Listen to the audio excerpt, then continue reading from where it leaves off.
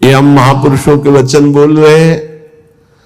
जिसका मन अधीन नहीं है वो महाठग है। दैवी संपत्ति को चुरा करके आसुरी संपत्ति को प्रकट करना इस मन रूपी महाठग का प्रभाव है। जिसका मन अधीन नहीं है वो आसुरी संपत्ति वाला है। नाना प्रकार से सत भजन रूपी धन का अपहरण करवाता है मन काम क्रोध आदि से मिल करके। इसलिए जो भक्त होता है सबसे पहले इस महाठग को अपने अधीन करता है, मन को। उसकी हर बात का अनादर करके सदगुरु की बात से इस मन को वश में किया जाता है, मन की बात का अनादर करके। और जो मन के अनुसार चलता है वो स्वयं महाठग अपने को ठगा करके ऐसे कार्य करता है जिससे पछताना पड़े। तो भक्त का पहला लक्षण है मन विजयी, स्वसुख वांछा का त्यागी, पहला लक्षण है इसमें जो वर्णन कर रहे हैं।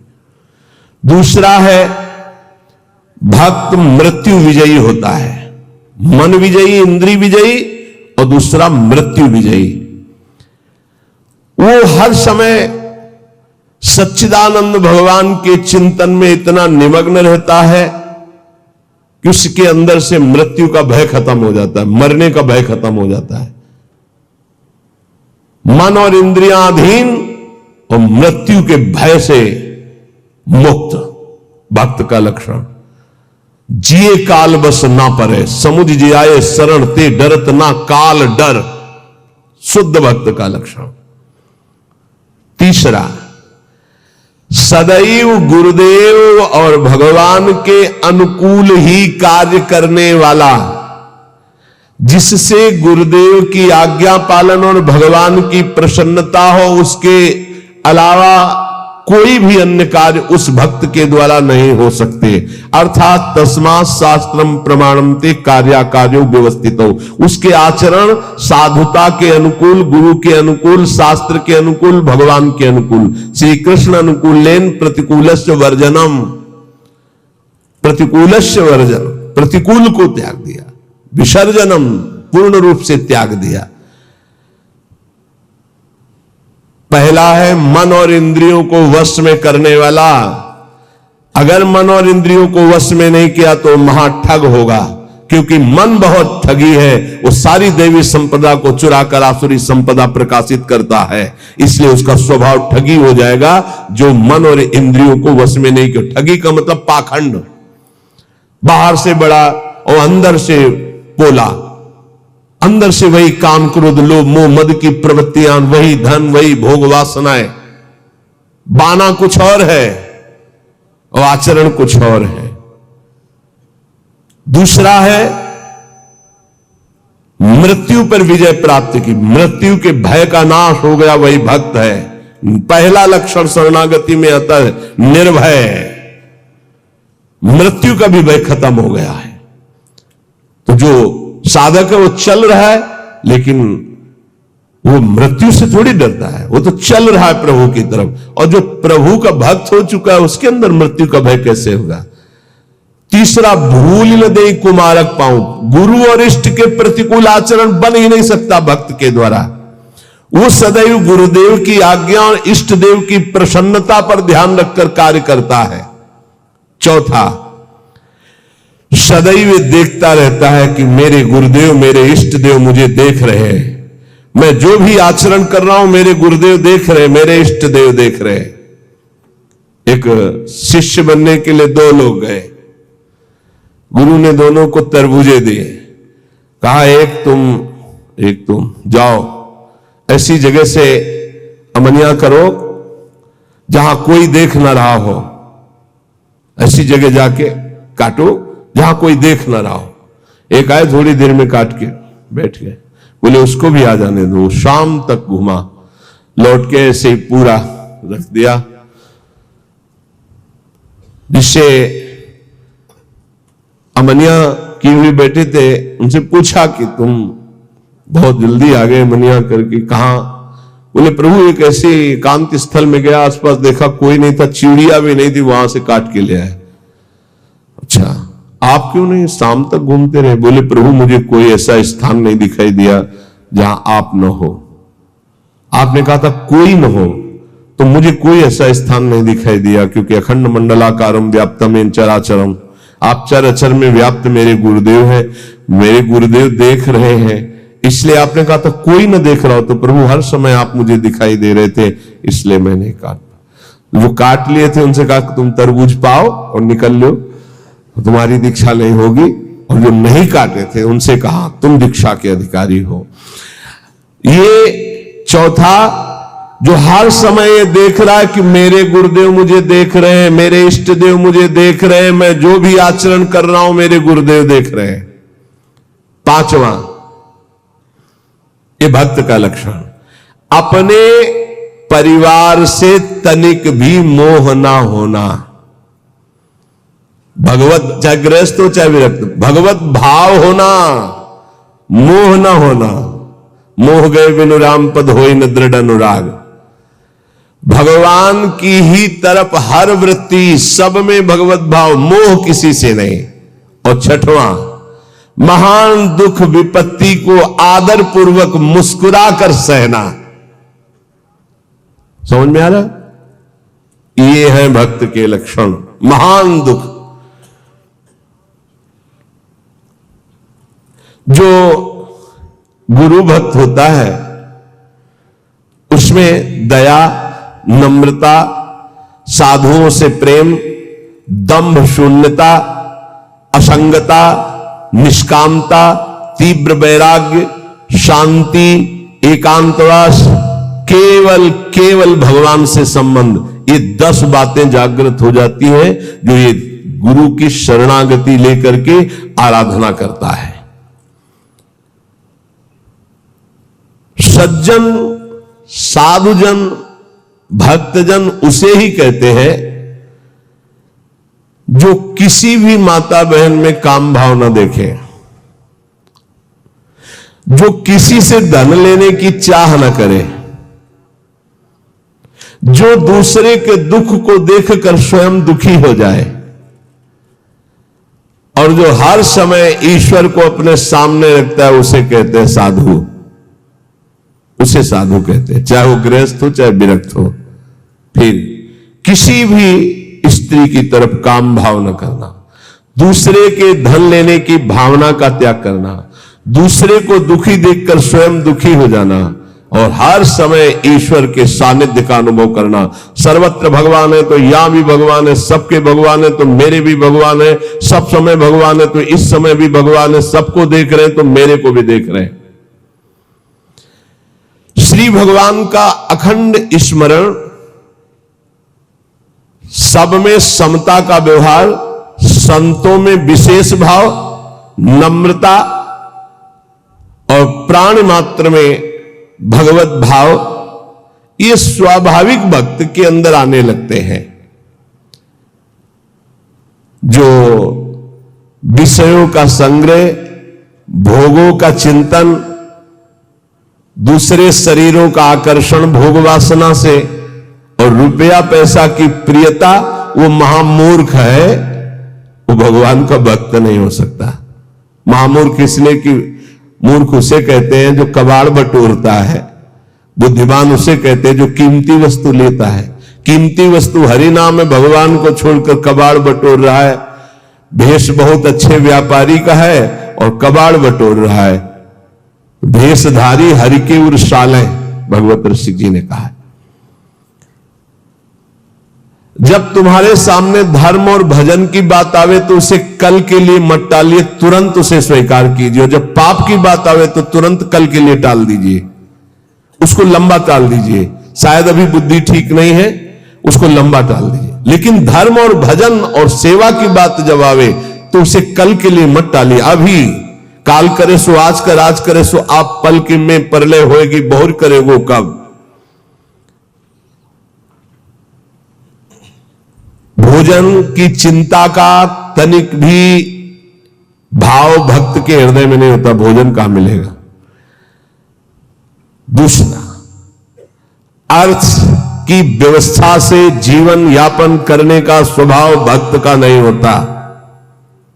तीसरा, भयानक रोग आने पर मस्ती में कोई फर्क ना पड़े। चौथा, कोई भी संग ना दे तो भी असंग भाव में नित्य मगन रहे। ये भक्तों के लक्षण वर्णन हो रहे हैं। भोजन की चिंता का त्याग, धन की व्यवस्था से जीने की भावना का त्याग, भारी रोग की स्थिति में मस्ती में कोई फर्क ना आवे भक्त का लक्षण, और किसी के भी संग में उसकी कोई रुचि नहीं है, असंगता का उसको सुख है।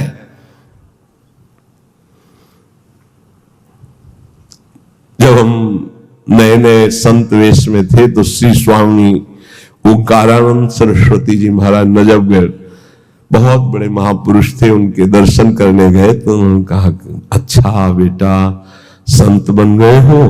पहले से वो कृपा करके घर जाया करते थे, बहुत से संत भगवान जाते थे। तो बहुत अच्छा, बहुत अच्छा। देखो बेटा, संतों का जीवन आज उसे लिखा पाया है, हाँ वहां तो उसने समझाया था तो समझ गए। जो संतों में लक्षण, तो वो स्वान के 10 लक्षण महान संतों में पाए जाते हैं। ये लिखी है इसमें बात, और वो बात हमको बचपन में बताई थी। इसीलिए जो आप लोग सुनते हैं सब संतों की जूठन है, महापुरुषों के अनुभव, जो छाती का अनुभव सब मिलाकर तभी आपको जो कुछ भी वो तभी अनुभव में आता है।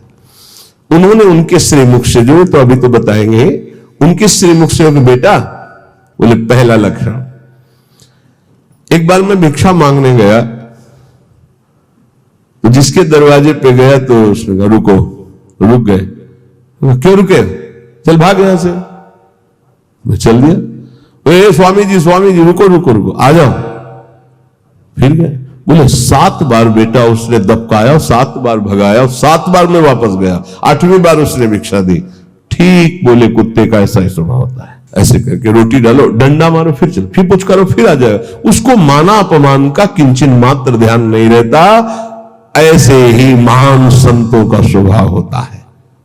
एक स्वभाव कि आप ऐसे करो, फिर तो एक बार देखेगा, फिर लौट के आएगा, फिर आप डंडा हुआ, फिर दबका दो, फिर वो जय बार करोगे तय बार वापस। उसे माना अपमान का बोध नहीं होता। स्वान के ये 10 लक्षण महान संतों में पाए जाते हैं। वो अपनी भूख मिटाने के लिए माना अपमान का ध्यान नहीं करता भिक्षान्न के द्वारा। इसमें केवल इतना संकेत विस्तृत से उन्होंने बताया था। दूसरा, बोले बेटा, जब बंदर सर्प को पकड़ लेता है, वो तुमने देखा नहीं होगा, मैंने देखा, ऐसे वो फन पकड़ता है, पेड़ में ऐसे रगड़ता है, फिर कान में लगाता है। अगर वो सूंघ हुआ जरा सा, फिर रगड़ता है उसको। बोले उसके मरने पर भी 100 बार रगड़ता है उसको। बोले मैंने देखा। बोले दूसरा लक्षण संत का है कि वो अपने मन को ऐसे रगड़े जैसे बंदर सांप को रगड़ के मारता, मारने के बाद भी 100 बार रगड़ता है। मरे हुए मन में ही भगवदानंद की उत्पत्ति होती है। पुराने संतों के जो वचन है वो बहुत गूढ़ होते हैं, उनका अर्थ पूरे जीवन भर निकलता रहता है। मन को जिसने मार लिया वही महात्मा, मन को जिसने चेला बना लिया वही जगत गुरु, मन को जिसने परमात्मा स्वरूप कर लिया वही जीवन मुक्त महापुरुष हो गया। सारा खेल इस मन के ऊपर है। तो कह रहे पहला कि भूख मिटाने के लिए माना अपमान का बोध न रखना, जो भी बताया। दूसरा, जैसे श्वान का कोई पर्सनल घर नहीं होता है, पर्सनल घर दरवाजे पे भी पड़ा रहता है। अच्छा, जहां मिला वहां पा लिया, दरवाजे पे पड़ा है। बोले जो भगवदानुरागी विरक्त होते हैं उनका निज ग्रह नहीं होता, वो भगवत ग्रह में वास करते हैं। भगवान जहां वास दे दिए, या भगवान के मंदिर या भगवान के धामों में, या फिर घर के अंदर नहीं वास करेंगे। ध्यान रखना, हमने देखा है कि बहुत से बड़े बड़े महात्मा जन आए, कभी घर में वास करने की बात नहीं। बाहर खपरेला था, उसके नीचे या स्कूल सामने था वहां, या किसी देवालय में, कभी घर में शयन करने की नहीं। वही जो हमारे महात्माओं की रहनी, उसी को भूला जाता है, इसलिए धोखा खा जाया जाता है। विरक्त होकर गृहस्थों की सैया पर शयन करोगे, अपने आप को संभाल पाओगे? सवाल ही नहीं उठता है। दूसरा बताया कि जैसे श्वान जमीन में शयन करता है, भूमि शयन वलकल वसन, ऐसे महापुरुषों का होता है। जैसे भगवान रखे वैसे जीवन यापन करते, अपनापन कहीं नहीं है प्रभु के सिवा। तीसरा, भक्तों की निद्रा कैसी होती है? श्वान निद्रा तथैव च, बिल्कुल तस्मा शास्त्रम प्रमाणम, श्वान एकदम सावधान, ऐसी निद्रा, सदा सजग निद्रा में वो रहता है भक्त, सावधानी से। उसका ऐसा सोना नहीं होता कि कुछ कुंभकर्ण के अंश वाले नींद वाले होते हैं। कुंभकर्ण कैसी जगह है जानते? उसके पेट में बड़े बड़े भाले ऐसे सब, हाथी की चिघाड़ कान में।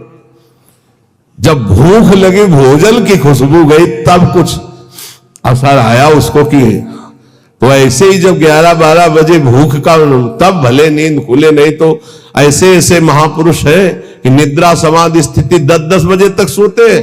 हमें लगता है कि अगर परसेंट जोड़ा जाए तो 80% ऐसे सोते हैं। 20% होंगे पूरे देश में जो जगते होंगे 4 बजे 3 बजे और अपनी साधना भजन में, नहीं तो प्राय ऐसे 2 बजे तक मस्ती की और फिर सो गए, 11 बजे तक सो रहे, और भगवान सूर्य उनकी आयु श्री कीर्ति यह सबका अपहरण कर रहे हैं और उनको पता नहीं। भक्ति की निद्रा श्वान निद्रा तथैव च। और इसके बाद कब वो दरवाजे से चला गया पता नहीं चला। ऐसे सच्चे संतों को देखा है अपने वहां की, रात्रि में कब वो बिस्तर लेकर के निकल गए पता नहीं चला। प्रायः सुबह जब उनको ओम नमो नारायण करने के लिए गए तो तख्ते खाली मिला है। कभी ये बता के नहीं कि मैं जा रहा हूं, कभी नहीं। कहां जा रहा हूं, कभी नहीं। आए और गए, जब उनको जाना उठे चल दिए, जैसे श्वान कब चला गया। क्योंकि उनका कहीं आसक्ति नहीं, कहीं अपनापन नहीं। पांचवा, केवल अपने इष्ट देव का ही भरोसा रखना, अन्य का कहीं किंचन मात्र आश्रय न होना। जैसे श्वान भगवदीय भिक्षा से जीवित रहता है, भगवदीश, अब किसी के मन में डाल दिया खा ले, नहीं मिला तो पूरा दिन भूखा रह सकता है, रहते। स्वाद बुद्धि का त्याग करके तिरस्कार पूर्वक मिली हुई भिक्षा भगवदानंद को प्रकट करती है। कौन ऐसी भिक्षा पाना चाहेगा? वही जिसको भगवान चाहिए। स्वाद रहित तिरस्कार पूर्वक, कैसे कुत्ते को रोटी दी जाती है, ऐसे फेंक दी जाती है ना, या ऐसे जमीन में डाल दी जाती है। तिरस्कार पूर्वक स्वाद रहित अन्न भगवदानंद की उत्पत्ति करता है और दीनता का प्रकाश करता है। अगर कोई अपमानित करे और बार बार अपमानित करे तो भी उसके हृदय में उसके प्रति द्वेष ना होने पावे, ये श्वान वृत्ति से लिया गया।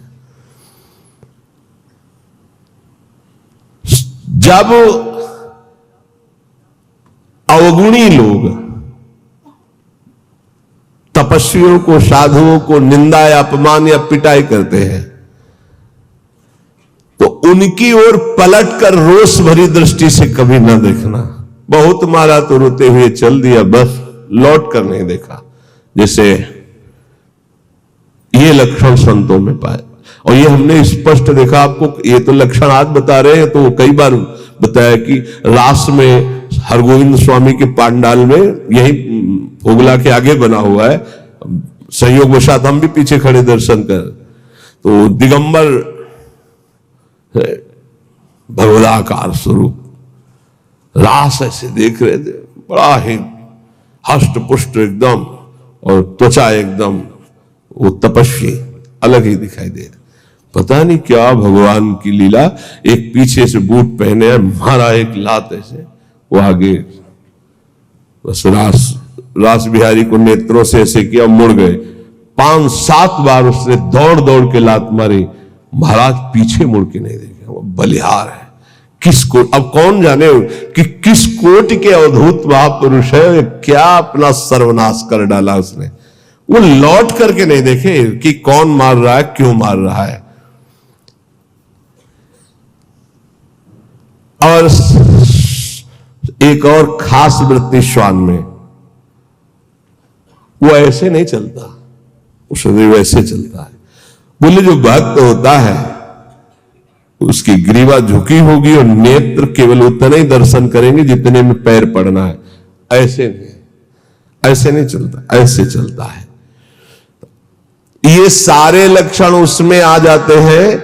आदि श्री गुरुदेव शरण दृढ़ करि विश्वास संभारे, तापीछे प्रतीत नाम श्री धाम मनोहर धारे।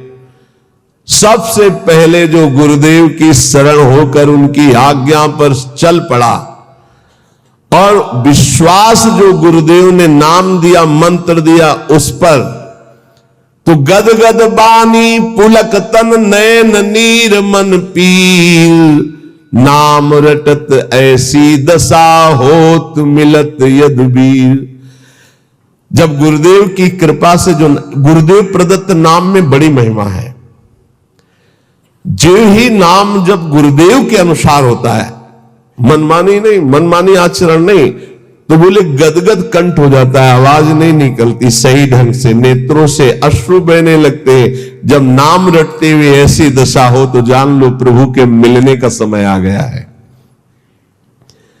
नवधा दशधा परा रस रूपा भक्ति विचित्र, विविध भाव अनुराग सुख नामाधीन सुमित्र। गुरु जी ने जो नाम मंत्र दिया उसी से नवधा भक्ति पूर्ण हो जाएगी, दसधा प्रेम प्रकट हो जाएगी, परा सर्वत्र भगवत तत्व का बोध हो जाएगा और रस रूपा प्रियालाल की लीला में प्रवेश हो जाएगा। उसी से सब हो जाएगा। तुम पकड़ो गुरु जी के प्रदत्त जो नाम है, मंत्र है। विविध भाव अनुराग सुख नामाधीन सुमित्र। ऐ सुंदर मित्र मेरी सलाह मान ले, गुरुदेव प्रदत्त नाम से नवधा दसधा परा रस रूपा भक्ति विचित्र और विविध भाव अनुराग सुख नामाधीन सुमित्र। जो गुरु प्रदत्त नाम है वो नवधा भक्ति पूर्ण कर देगा, वो तुम्हारे हृदय में दसधा प्रेम प्रकट कर देगा, परा तत्वबोध प्रकट कर देगा, रस रूपा लीला प्रवेश करा देगा, विविध भावों के द्वारा आराध्य देव की सेवा, ये सब नाम से प्राप्त हो जाता है। जौलों रग रग से नहीं सुधन नाम निज सार, निकषत परम प्रकाश में मधुर मोहब्बत यार। ए मित्र, जब तक तुम्हारे रोम रोम में नाम की धड़कन नहीं समा जाएगी तब तक ये मोहब्बत नहीं होगी प्रभु से, प्यार नहीं होगा प्रभु से। इसलिए रटिलो मन मन लीन सहित श्री नाम ही तोलो। सब कलम से एक भक्त ने प्रश्न किया कि दिन दूना रात चौगुना भक्ति बढ़े, ऐसा साधन बताइए। एक ही ऐसा साधन है, मन मन से, बस नाम मन मन से। अगर दिन दूना रात चौगुना भक्ति न बढ़े तो आप हमसे बताइएगा।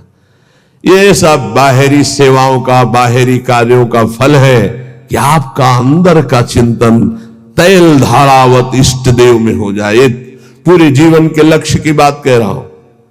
हमारी गुरुदेव भगवान के प्रदत्त यही बचपन से निष्ठा बन गई थी कि एक भी श्वास खाली नहीं जानी चाहिए। बस ये अहोभाग्य कि हमें गुरुदेव भगवान ने बचपन में ही ये सूत्र डाल दिया था, एक भी श्वास सुमिरन के बिना जाए तो धिक्कार तुम्हारे जीवन को। तो ना माला में ना गणना में इस पे हमारी कभी रुचि नहीं रही, गायत्री जी के सिवा। गायत्री अनुष्ठान के लिए जो नियम दिया गया था उसमें गणना थी कि उसका पुरस्चरण पूरा करने के लिए इतने माला, इतने घंटे, वो छोड़कर इसके अलावा कभी गणना में नहीं बुद्धि रही, श्वास पे बुद्धि रही।